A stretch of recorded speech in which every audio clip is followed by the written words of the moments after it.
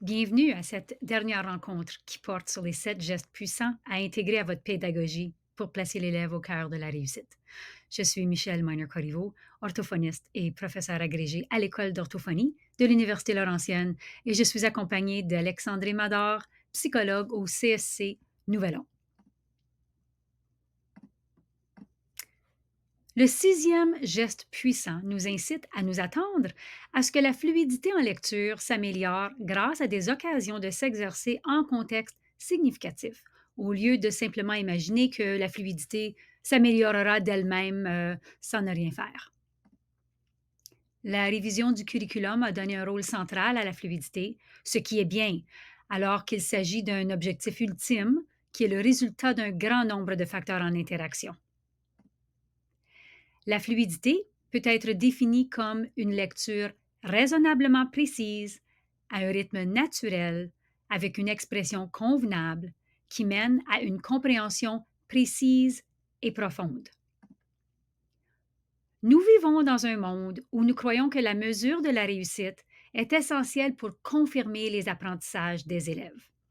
En réalité, les apprentissages ont lieu qu'on les ait mesurés ou pas. Mais souvent, on se fie à des tableaux ou à des chiffres prescrits pour juger du seuil de réussite de l'élève. Nous avons choisi de vous présenter 2 scénarios fictifs sur 2 élèves. Les élèves sont fictifs, mais nous voulons démontrer ce qui arrive lorsqu'on se fie à un seul score ou à une seule donnée pour mesurer la réussite de l'élève pour ce qui est de la lecture. Avant de parler de ces élèves, il faut cesser d'ignorer l'éléphant dans la salle. Recourir à des normes établies est le seul moyen fiable de savoir si la réussite de l'élève représente ce qui est obtenu par la majorité des élèves du même âge. Encore faut-il que ces normes aient été établies ou étalonnées sur une population qui ressemble à nos élèves sur le plan de l'exposition à la langue ainsi que des caractéristiques démolinguistiques.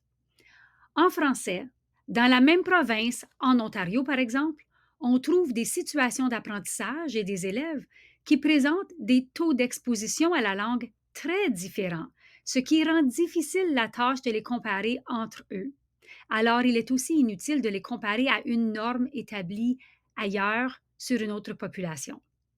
Lire et écrire, ce n'est pas un phénomène pour lequel il est possible de recourir à des tableaux de normes comme, par exemple, on le ferait pour à quel âge les premières dents poussent-elles, parce que ça dépend des apprentissages et de l'enseignement.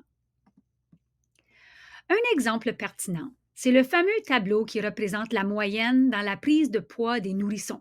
Toutes les mamans ont vu ces tableaux quand elles emportaient leurs enfants chez le médecin pour les faire peser.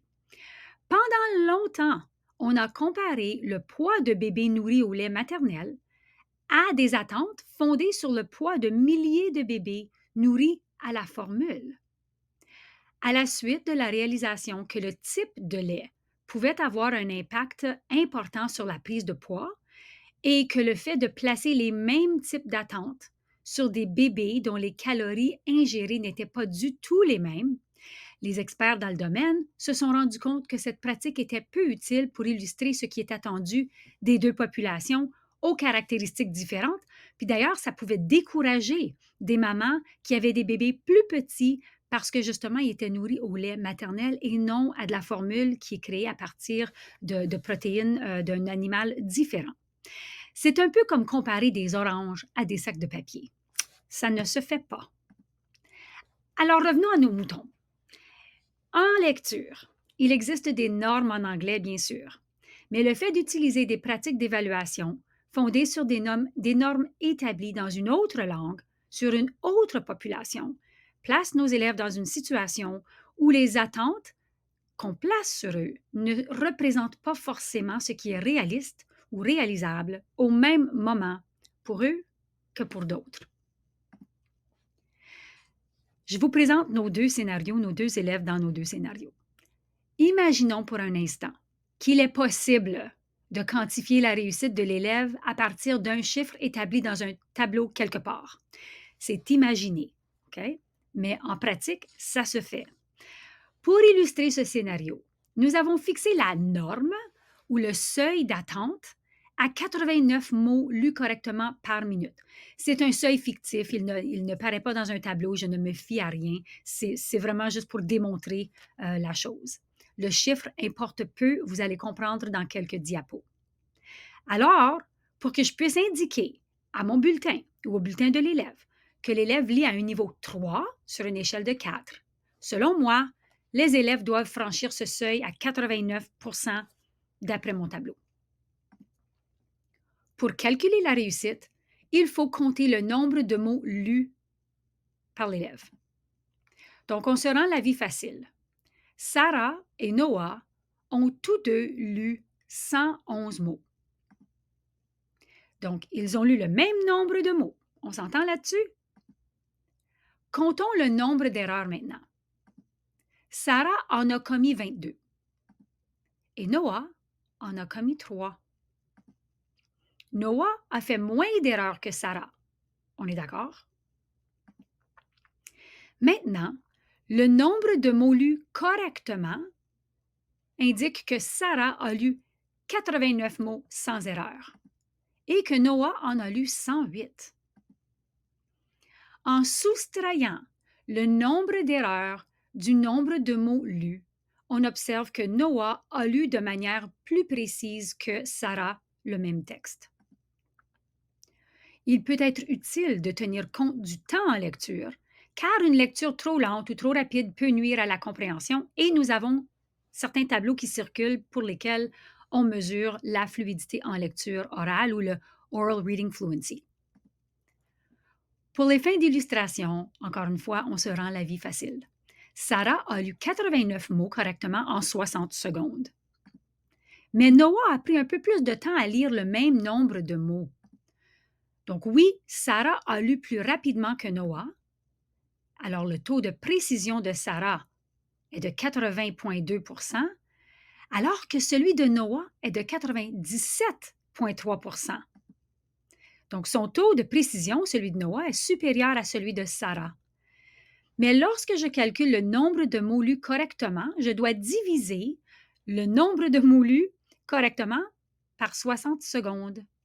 Donc, selon le tableau de normes de Hasbrouck et Tyndall, auquel nous reviendrons d'ici peu, c'est la méthode à entreprendre. Alors, le nombre de mots lus correctement par minute de Sarah est de 89 minutes parce qu'elle a lu pendant 60 secondes.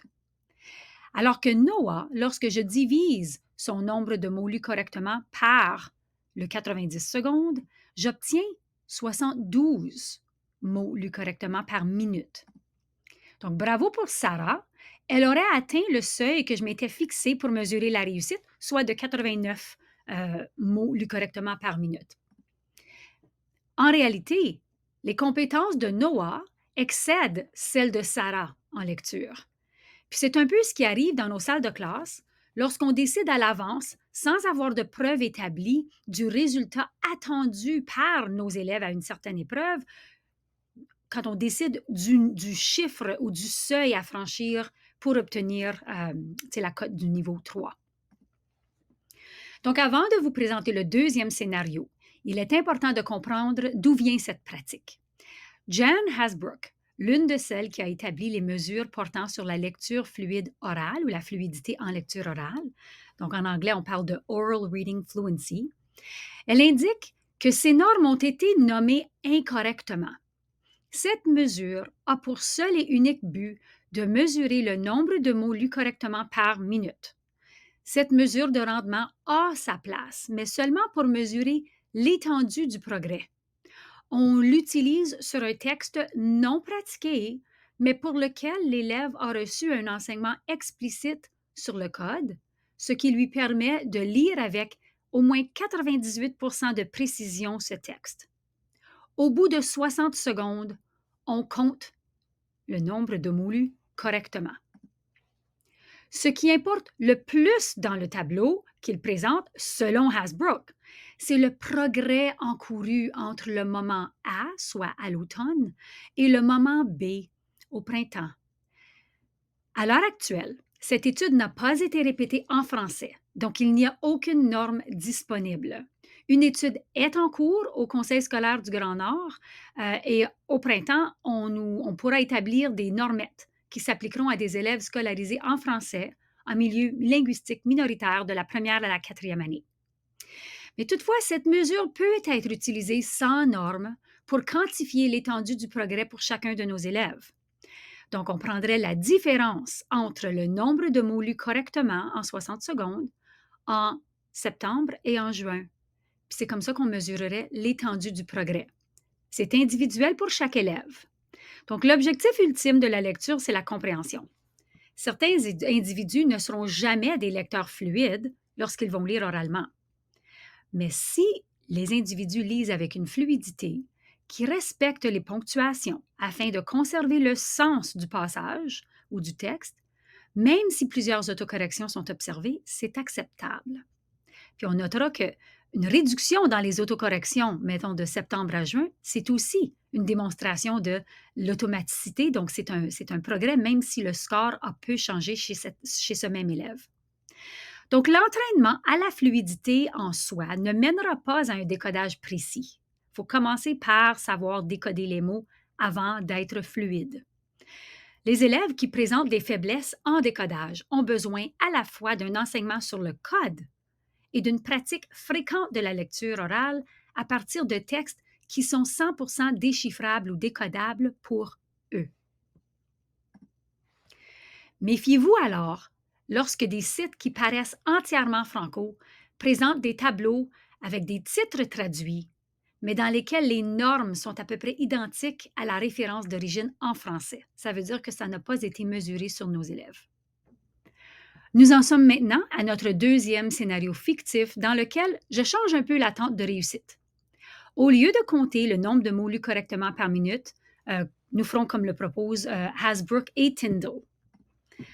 Donc, au lieu de cette donnée, nous allons nous fier à l'étendue du progrès comme seuil de réussite. Donc, cette colonne de la droite du tableau de Hasbrouck et Tyndall. Donc, imaginons qu'en septembre, Sarah a obtenu un taux de 74 mots lus correctement par minute et que Noah lit à un taux de 36 mots correctement lus par minute. Au printemps, après une dizaine de mois d'enseignement, Sarah lit maintenant 89 mots correctement par minute. Nous l'avons vu dans le premier scénario, c'est la même donnée fictive. Noah, au printemps, lit à un taux de 72 mots correctement par minute. En soustrayant le score obtenu à l'automne du score obtenu au printemps, on obtient un indice de la croissance de l'élève sur le plan de l'automatisation en lecture. C'est ça l'étendue du progrès. La lecture de Sarah s'est donc améliorée de 15 mots par minute. Et on se souviendra que son score de 89 au scénario précédent lui a mérité une cote de 3, car on s'était dit qu'on suit un tableau qui nous indique que c'est ça qui est attendu à ce moment précis pour un élève de ce niveau scolaire, pour qu'elle ait la cote de 3. Noah s'est amélioré de 36 mots lus correctement par minute. Donc, lequel de ces élèves a connu une plus grande croissance dans ses habiletés en tant que lecteur? C'est bien notre Noah, qui ne se serait pas mérité un seuil de 3 au bulletin selon le critère précédent, qui ne tenait pas compte du progrès, mais d'un seul score à un moment donné précis. Dans ce présent cas, dans le deuxième scénario, je choisis de quantifier la réussite de l'élève en mesurant la réussite finale à partir du progrès qu'il a fait. Donc, Noah a atteint la cible du progrès et il se mériterait un 3. Donc, on s'était dit de manière fictive qu'un élève qui présenterait de 36 à 38 mots lus correctement par minute de plus au printemps que ce qu'il faisait à l'automne, qu'on allait compter ça comme un progrès acceptable. Donc, mon critère est clair, même si le résultat final peut être différent pour chaque élève. Donc, c'est l'étendue qui compte plus que le score. C'est comme ça qu'il faut quantifier la réussite de l'élève de manière juste et fiable. Malgré le fait qu'à mon critère précédent, Sarah a franchi le seuil ou la norme attendue, selon mon nouveau critère, elle n'a pas démontré un progrès aussi marqué parce qu'elle n'a pas atteint le 36 à 38 mots, amélioration de mots lus correctement par minute. Donc, il faut considérer le fait que même si Sarah semble avoir fait moins de progrès dans mon deuxième scénario, mais en réalité, elle avait moins de progrès à faire car elle était déjà très compétente en lecture au début de l'année. Dans ces deux scénarios, si on ne se fie qu'à une seule donnée, on risque de se tromper. Le premier scénario sous-estime les compétences de Noah et dans le deuxième scénario, Sarah est pénalisée parce que la différence entre ses compétences aux deux différents moments n'est pas aussi grande que celle de Noah. Il faut alors mettre en place quelques données utiles qui nous donneront la flexibilité requise pour représenter la réussite de nos jeunes. Donc, c'est beaucoup plus simple que l'on ne l'imagine et ça ne se fait pas à partir d'une seule donnée, ça se fait à partir de données que vous cueillez déjà. Donc, il y aura des formations à cet effet, donc restez à l'affût. Dans le cas des deux scénarios, je pourrais tout à fait indiquer comme critère pour moi qu'un seuil de niveau 3 au bulletin, c'est quelqu'un qui s'est soit amélioré de manière prononcée, puis que moi, je juge qu'il est sur la bonne piste pour continuer ses apprentissages en lecture, ou bien sûr quelqu'un qui était déjà très bon, puis qui a continué à s'améliorer. Donc, on ne veut pas juste utiliser une seule donnée, mais une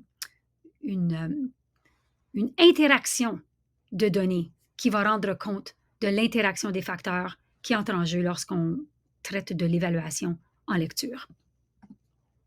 Donc, pour mesurer la réussite en lecture, oui, il faut quantifier la précision, c'est-à-dire l'exactitude du décodage des lettres et les sons correspondants.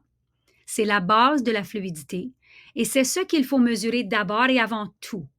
Avant même de parler de fluidité, il faut que la lecture soit précise.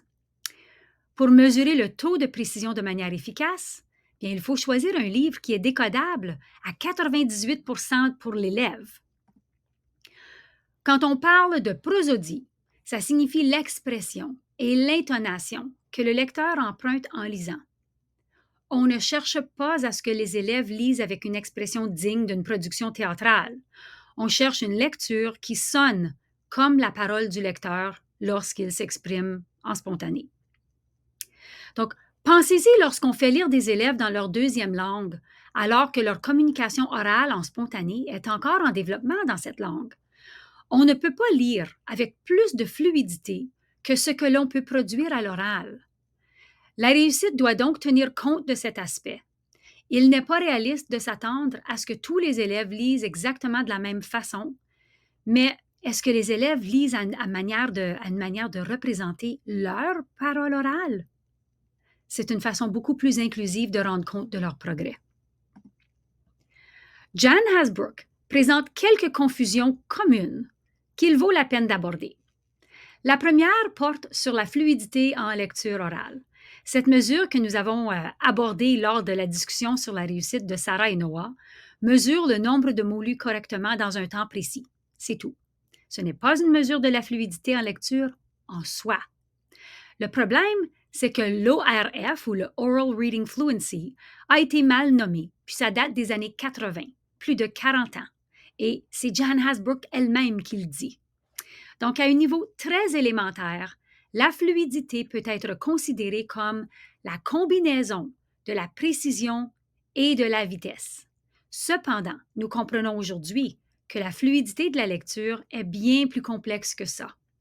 En plus du temps de lecture, de la précision et de la prosodie, plusieurs mécanismes sous-jacents doivent être en place pour qu'un lecteur soit considéré comme étant fluide, notamment la métacognition, les connaissances, le vocabulaire, ainsi que le contexte du passage ou du texte et l'objectif de la lecture peuvent tous avoir une influence sur la fluidité en lecture. Cette mesure qui consiste à demander à un élève de lire à haute voix pendant 60 secondes un passage non pratiqué, qui est ensuite noté en tant que mot lu correctement par minute, est une mesure précieuse de la performance en lecture, mais ce n'est pas une mesure de la compétence complexe qu'est la fluidité en lecture en soi. Il est donc préférable de la conceptualiser comme une mesure de l'automaticité en lecture. La confusion commune numéro 2, nous l'avons abordée à quelques reprises. Un score plus élevé n'est pas forcément indicatif d'un meilleur rendement en lecture. Pour que la fluidité puisse soutenir la compréhension, la lecture doit se faire à peu près à la même vitesse que la langue parlée, car c'est la vitesse optimale pour que le cerveau du lecteur comprenne les informations et qu'il traite les informations contenues à partir de sources visuelles comme ce que l'on lit ou auditives comme ce que on entend lorsqu'on lit ou lorsqu'on entend quelqu'un parler. Lire vite n'est pas synonyme que lire couramment ou précisément. Une lecture trop lente ou trop rapide peut nuire à la compréhension. Notre réalité étant ce qu'elle est, on n'a jamais mesuré cette compétence en français, encore moins en milieu minoritaire. Au printemps 2024, nous aurons des données qui représenteront la croissance attendue chez des élèves de la première à la quatrième année en milieu linguistique minoritaire grâce à la participation du Conseil scolaire du Grand Nord de l'Ontario qui nous permet de poser des questions et d'y répondre en appuyant ce genre de recherche sur notre population. La confusion commune numéro 3. Certains croient à tort que les élèves qui présentent un faible taux de la fluidité en lecture orale ou des mots lus correctement par minute auraient besoin qu'on travaille la fluidité de manière isolée. La fluidité en lecture orale fonctionne de la même manière qu'un thermomètre. Les deux ont une fiabilité et une validité prouvées et les deux peuvent être utilisés rapidement. La fluidité en lecture orale et les thermomètres fournissent tous deux un score numérique qui est comparé à une norme établie.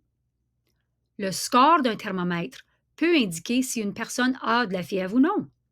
Le score du thermomètre n'est pas utile pour identifier la cause de la fièvre. Donc, ni les thermomètres, ni les évaluations de la fluidité en lecture orale ne sont des outils diagnostiques, encore moins lorsque nous n'avons pas de normes comparables en français ou en immersion. Ce sont des outils très précieux, mais ils ne fournissent qu'un seul élément d'information. La présence de la fièvre ne permet pas aux médecins de savoir si un patient a besoin d'une intervention chirurgicale ou d'une prescription d'un antibiotique. D'autres mesures d'évaluation sont nécessaires pour répondre à ces questions. C'est le cas pour le rendement en lecture également. Le guide d'évaluation du rendement en lecture vous fournit des réponses à des questions qui peuvent orienter votre intervention. Alors, comment faire pour entraîner la fluidité? Bien, il faut exercer la précision, soit l'habileté à décoder les mots avant de s'attendre à ce que la lecture puisse être automatisée et fluide. N'exigez pas une lecture rapide. Ne mettez pas de grille dans la classe qui valorise les lecteurs qui sont plus rapides que les autres. Offrez à vos élèves plusieurs types d'enseignements différents, de multiples occasions de s'exercer en lecture. Et avec le temps, la lecture précise et automatisée deviendra plus fluide. Il est important à souligner que le rendement en lecture sera influencé par l'expérience du lecteur et les exigences de la tâche. Il faut considérer la complexité du texte dans tout ça. Comme on le ferait en évaluant les habiletés de vocabulaire ou de compréhension, ça se fait dans les deux langues pour ne pas identifier de difficultés là où il n'y en a pas réellement.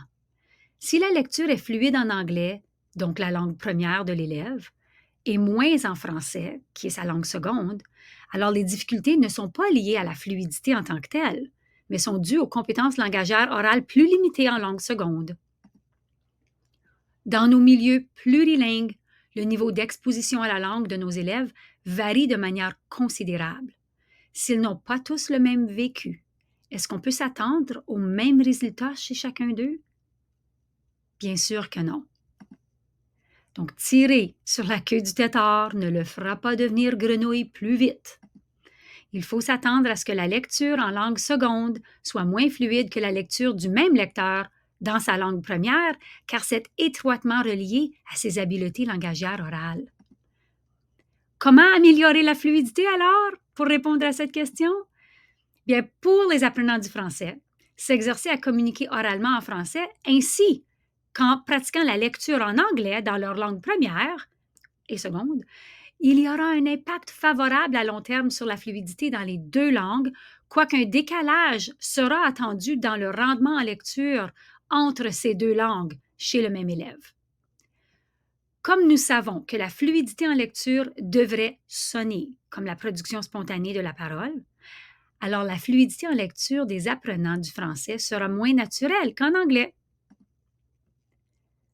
La lecture autonome ou en silence, pour sa part, est utile pour les élèves qui ont développé suffisamment d'automaticité et contribue à l'amélioration et au renforcement des compétences en littératie. C'est ce qu'on fait quand on passe du stade d'apprendre à lire pour apprendre. Mais du temps passé à lire en silence, avant que l'on ait maîtrisé le code, ne qualifie pas de lecture et ne mène pas à une amélioration des habiletés en lecture en soi. L'un des meilleurs moyens d'améliorer la fluidité de vos élèves est de faire des lectures orales répétées. Lors de la lecture en écho, une deuxième technique qui est utile, les élèves peuvent entendre un modèle de texte et répéter ce qu'ils entendent. La lecture en chœur fait en sorte que les élèves lisent tous ensemble à l'unisson, comme Anita Archer le propose. Et la lecture en diade ou en partenaire exige aux élèves de lire avec un ami ou avec un adulte. Nous verrons comment intégrer ces techniques à votre enseignement dans peu de temps. Il a mangé tout le brocoli. C'est ça. Il a mangé tout le brocoli. Il a mangé tout le brocoli. Merci Alexandrie et Evren de toujours nous démontrer les meilleures pratiques en lecture. La lecture en diade ou avec un partenaire est une merveilleuse alternative à ce qu'on faisait autrefois lorsqu'on faisait la lecture à la ronde. Vous vous souvenez quand on demandait à des élèves à tour de rôle de lire un certain passage. Donc, choisissez judicieusement les partenaires.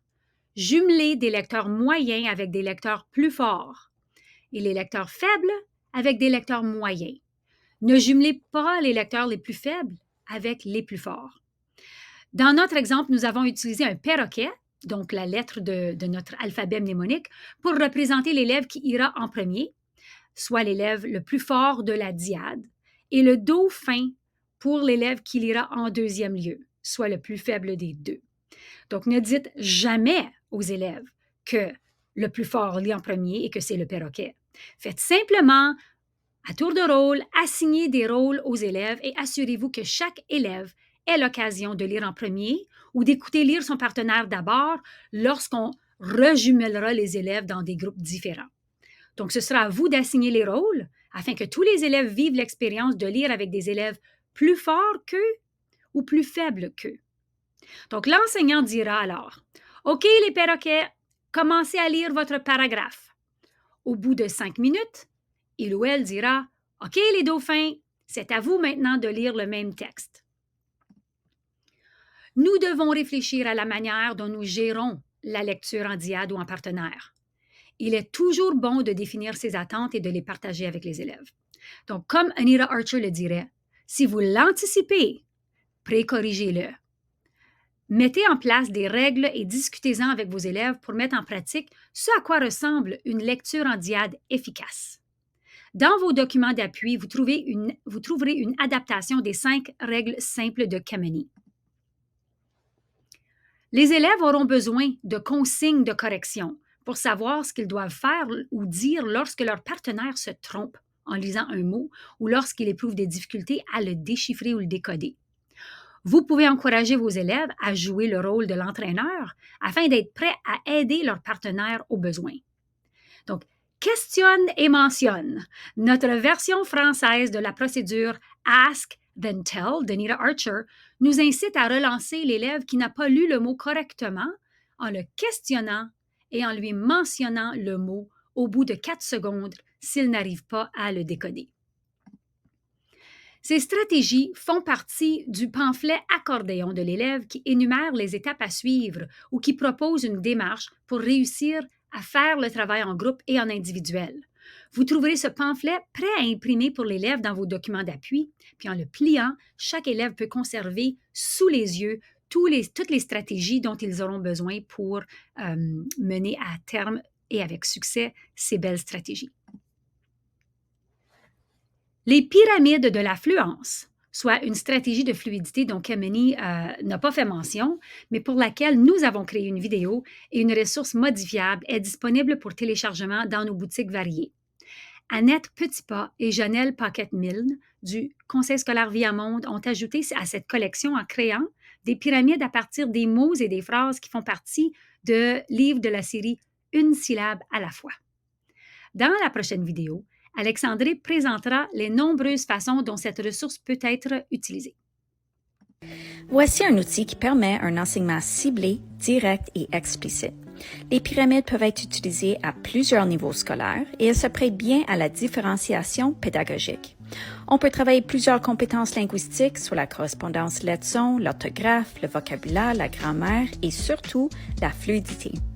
Vous pouvez l'utiliser de façon numérique ou l'imprimer et montrer à l'apprenant comment utiliser une carte pour le lire. Par exemple, a, la, lac, lac. Les pyramides sont parfaites pour les mots multisyllabiques, car vous pouvez insérer n'importe quelle compétence, comme les syllabes fermées et ouvertes, les affixes, les mots racines, etc. Lorsque vous décomposez les mots de cette façon, ça permet à l'apprenant de voir les différentes parties du mot, ce qui facilite le mapping orthographique ou le stockage de mots à long terme. Vous pouvez également les utiliser avec des phrases, ce qui permet d'améliorer la prosodie de l'élève, c'est-à-dire sa capacité à lire avec expression et intonation naturelle. Pour intégrer la grammaire, vous pouvez demander aux élèves d'identifier la préposition et l'objet de la préposition. Nous avons aussi des gabarits modifiables afin de vous permettre d'insérer vos propres mots et phrases. Et comme toujours, vous pouvez les télécharger gratuitement dans notre boutique Réussir sur Teachers Pay Teachers. Alors, pour récapituler, il est toujours de mise d'encourager vos élèves à lire aussi souvent que possible. Il faut enseigner les correspondances graphèmes-phonèmes à partir du code plus simple en premier, tout en considérant les mots qui figureront dans les textes que les élèves seront appelés à lire. Nous en avons beaucoup parlé pendant cette série de webinaires. Cessez de faire lire les élèves à la ronde. Ils passent leur temps à compter le nombre de phrases ou de paragraphes avant que ce soit leur tour, et trop peu de temps est passé à écouter un modèle de lecture pour comprendre ce qui est lu. Cessez de donner des minutes de lecture autonome ou en silence aux élèves qui n'ont pas suffisamment maîtrisé le code pour vraiment lire ce qu'ils ont devant eux. Donc, pour les élèves qui sont à l'étape d'apprendre à lire. Cela ne veut pas dire qu'on ne leur donne jamais l'occasion de se recueillir avec un livre pour qu'ils feuillettent ou qu'ils imaginent des fins différentes. C'est juste qu'il ne faut pas s'imaginer que cette pratique exerce un impact favorable sur les habiletés de précision, de prosodie et de fluidité. Offrez à vos élèves beaucoup d'occasions de lire à haute voix en utilisant des méthodes variées pour y arriver. Je cède maintenant la parole à Alexandrie qui nous présentera le 7e geste puissant à intégrer à votre pédagogie pour placer l'élève au centre de la réussite. Nous voici à notre 7e geste puissant, soit celui qui nous incite à amener l'élève à recourir à ses connaissances antérieures et à enseigner le vocabulaire pour étoffer la compréhension. Alors que les éléments d'identification des mots de la corde de Scarborough ont tendance à faire l'objet d'une attention particulière au cycle primaire, les éléments de compréhension du langage sont également essentiels et doivent être enseignés de manière explicite. La compréhension de la lecture est très complexe, mais le vocabulaire et les connaissances de base jouent un rôle important. Intégrer les principes abordés lors de ces webinaires dans toutes les matières du curriculum, comme les sciences sociales, contribue de manière favorable et importante à la maîtrise de la lecture, à la compréhension et à la pensée critique. L'intégration des sciences sociales dans l'enseignement de la lecture et de l'écriture et vice-versa aidera les élèves à trouver et à utiliser des stratégies pour découvrir le sens profond des textes, quel que soit le sujet ou le niveau de complexité. En réalité, ce ne sont pas les stratégies de compréhension, mais bien les connaissances et le vocabulaire que l'on acquiert dans diverses matières, comme histoire et sciences, qui alimentent la compréhension. Même lorsque le lecteur sait lire, les recherches indiquent des avantages de lire à haute voix aux élèves. On parle de lecture interactive enrichie, ou en anglais, des read-alouds. Mais quels sont ces avantages? Écouter lire les autres permet d'améliorer les capacités d'écoute des élèves, tout en bonifiant leur compréhension de la langue, en les exposant à de nouveaux concepts et à des idées nouvelles, ainsi qu'en étoffant la profondeur et l'étendue de leur vocabulaire, et en apprenant davantage la structure de la langue.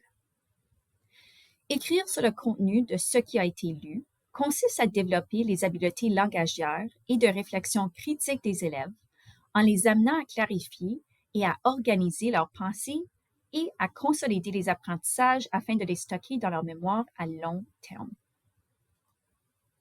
Voici quelques moyens d'amener les élèves à écrire sur ce qu'ils ont lu. Ils peuvent rédiger des réactions personnelles au texte, faire une analyse du texte et l'interpréter, élaborer un résumé du texte, prendre des notes, ainsi que formuler des questions et des réponses sur le texte. On entend beaucoup parler de mots de niveau 1, 2 ou 3, mais lesquels d'entre eux devons-nous enseigner au juste? Nous devrions concentrer notre enseignement sur les mots de niveau 2. Des mots de niveau 1 sont des mots courants utilisés fréquemment dans les conversations quotidiennes. Par exemple, pomme, école, jouet. Parmi les mots de niveau 2, on trouve des mots sophistiqués qui sont moins susceptibles d'être entendus à l'oral que les mots de niveau 1. Par exemple, souhaiter, grognon, essoufflé. Des mots disciplinaires, comme ce qu'on associe au niveau 3, comprennent des mots qui se rapportent à des domaines spécifiques et peu fréquents à l'oral et même à l'écrit. Par exemple, dénominateur, parallélogramme, écosystème. C'est étonnant de lire combien de mots de cette liste peuvent être présentés au cycle primaire en mathématiques ou en sciences. Voilà pourquoi il ne faut pas exploiter nos gestes puissants uniquement lors de notre bloc de littératie. Votre puissance dure toute la journée. Une ressource pédagogique préparée par Chantal Maillé-Crittenden et Annabelle Bouchard à la suite d'une recherche-action avec le Conseil scolaire catholique Franco-Nord vous permettra de mieux comprendre les nuances dans les différents niveaux de vocabulaire, soit 1, 2 ou 3. Cette méthode est adaptée des travaux du livre Bringing Words to Life. Bien qu'il soit préférable de consacrer une grande partie de votre temps d'enseignement au vocabulaire, il est utile d'enseigner quelques stratégies. Par exemple, savoir activer ses connaissances antérieures, c'est-à-dire ce que le lecteur sait sur le thème du texte. Développer l'habileté à s'auto-vérifier lorsqu'on comprend mal ce qu'on a lu dans le but de se reprendre. Réfléchir à ce qu'on a lu pour se faire une idée générale des propos. La clé de la réussite de cet enseignement réside dans une modélisation précise et minutieuse de chaque stratégie par l'enseignant et dans l'utilisation de ces stratégies par l'élève. Souvenez-vous qu'il n'existe pas de stratégie de compréhension suffisamment puissante pour compenser le fait qu'un élève ne peut pas lire les mots. Mais il est clair qu'il importe de continuer à travailler la compréhension. Les lectures à haute voix sont essentielles pour développer la compréhension.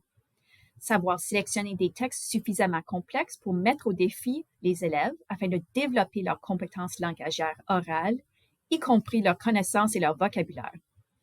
Faites-leur découvrir de nouveaux livres, leurs livres préférés, des classiques de la littérature et des textes informatifs ou d'expositions de grande qualité. Il est important que les élèves fassent l'expérience de livres diversifiés qui représentent une variété de milieux culturels afin de s'identifier et d'ouvrir leur perspective sur le monde qui les entoure. Une bibliothèque imagée vient d'être ajoutée à nos boutiques et est disponible pour téléchargement gratuit. Vous y trouverez une mine d'or de ressources autant pour vous que pour vos élèves. Enrichissez vos lectures à voix haute en les jumelant à un enseignement explicite du vocabulaire. Posez des questions à vos élèves pour approfondir leur expérience en lecture. En lisant le texte, il est essentiel d'anticiper les mots que les élèves pourraient entendre pour la première fois.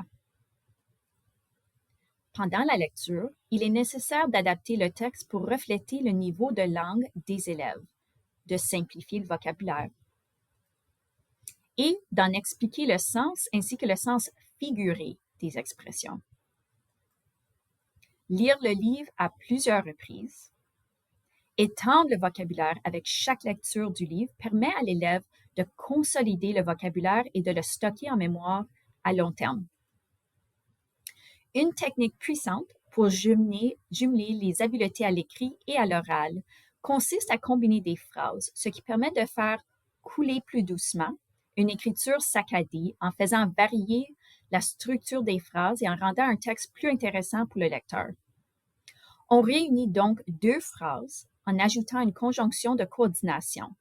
Par exemple, j'ai mangé la pomme, j'ai mangé l'orange, j'ai mangé la pomme et l'orange. Au fil du temps, les élèves pourront employer des phrases plus sophistiquées en faisant des conjonctions et des enchâssements. Par exemple, j'ai mangé trop de pommes, j'ai eu mal au ventre, peut devenir j'ai eu mal au ventre parce que j'ai mangé trop de pommes. Ou j'ai eu mal au ventre après avoir mangé trop de pommes. Cette technique est utile pour enseigner la syntaxe, la grammaire et la ponctuation de manière explicite. L'écriture est un processus et revenir sur ce qui est écrit en transformant les textes un peu à la fois met en valeur toutes les compétences allant de l'oral vers l'écrit et l'écrit vers l'oral. Une enseignante m'a raconté qu'auparavant, elle lisait des livres à ses élèves si elle en avait le temps entre deux périodes ou à la fin de la journée.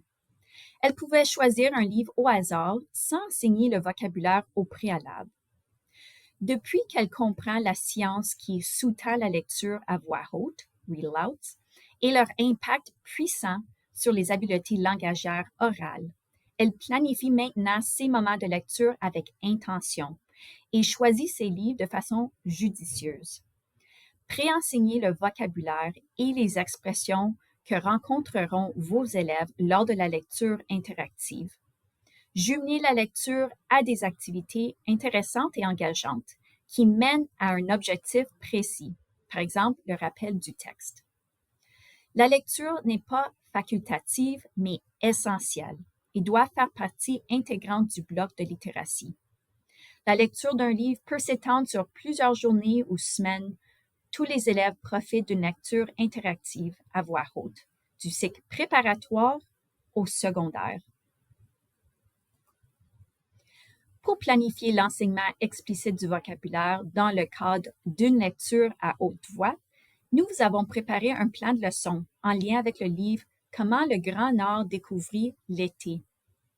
En tentant d'anticiper les mots de vocabulaire qui pourraient être nouveaux pour les élèves, nous avons fait ressortir tous les mots de niveau 2.